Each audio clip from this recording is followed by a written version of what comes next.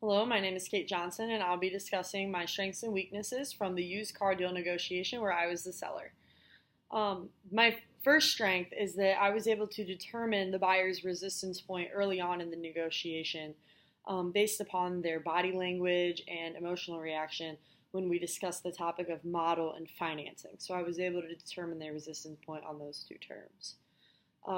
I noticed that the buyer was making multiple small concessions, which I then interpreted as her not having a clear targeting point on the financing term, and therefore I was able to push her toward a higher financing option, which made her realize that she had a resistance point of about 5%.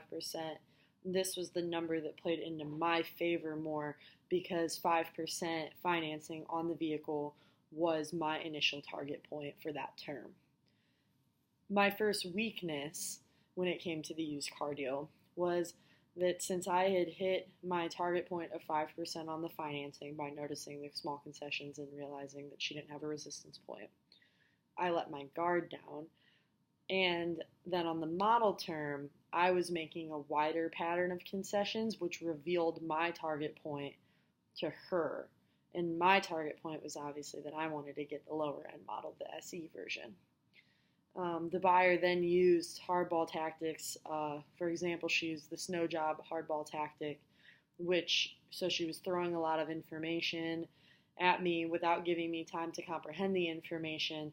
And then she was also making aggressive concessions because she had determined what my target point was based on my wider pattern of concessions initially.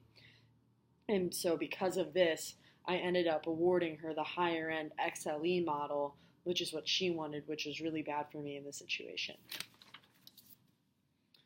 My second strength in this negotiation was that the down payment term was the most important to me because getting a higher down payment gave me the most amount of points and her the least amount of points. And I was already at a situation based on the last concession of model where I needed to get something higher end and that played more into my favor. So I wanted to get the 10% down payment. So I initially was using hardball tactics such as aggressive behavior in order to try to get her to agree to that 10% down payment quicker and earlier while talking about this term. However, I pretty quickly realized that this amount was unreasonable for my buyer when it came to buying this used car, and in order to show that I was committed to making an effort to finalize the deal, I started to make counter offers until we ultimately agreed on a 5% down payment. But I needed to show that I was committed to the deal and not just show that I was uninterested or didn't really care about the end result or the end relationship.